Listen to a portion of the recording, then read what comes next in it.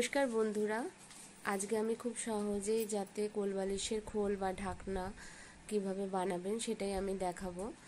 একটা কোলবালিশের মাপে আমি কাপড়টা কেটে নিয়েছি।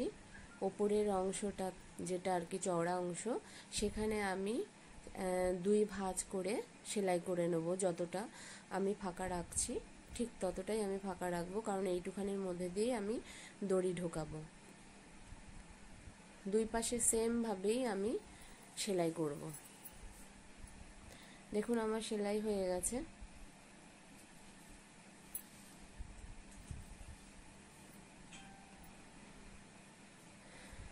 এপাশে আমি একটুখানি ফাঁকা রেখেছি সেলাই করার জন্য।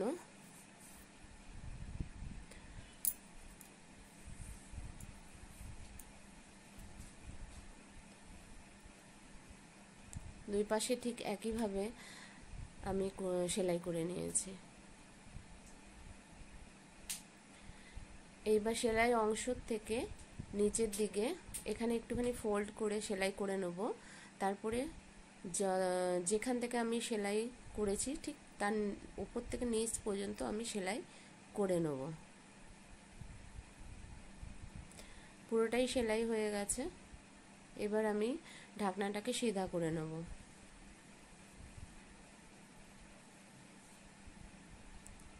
এখানে দড়ি ঢোকানোর জন্য ফাঁকা রেখেছি।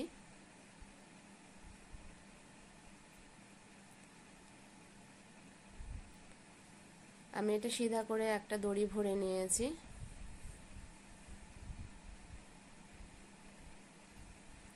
দড়িটাকে এবার পুরো টেনে আমি হরকা দিয়ে নেব।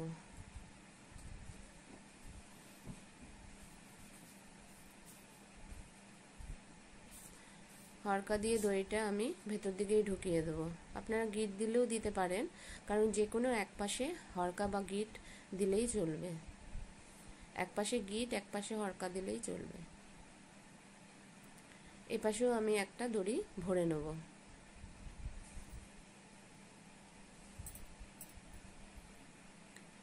আমি এখানে খোলের ভিতরে তুলো ইউজ করছি না, আমি পুরনো জামা কাপড় ইউজ করছি।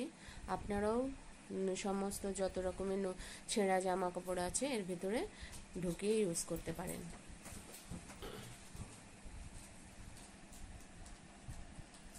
পুরোটাই আমি ভরে নেব।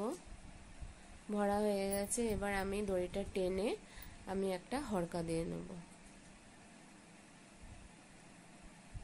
বোঝাই যাবে না যে এর ভেতরে কোনো ছেঁড়া জামা কাপড় আছে।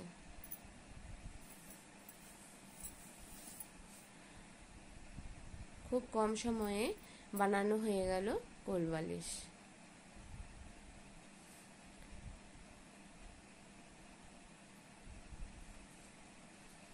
কেউ বুঝতেই পারবে না এটা একটা কোলবালিশের মধ্যে কোনো জামা কাপড় ভরা আছে। এবার আমি একটা ঢাকনা ভরে দিলাম। দেখুন কোনো বোঝাই যাচ্ছে না যে এটা একটা ভেতরে জামা কাপড় ভরে তৈরি করা হয়েছে।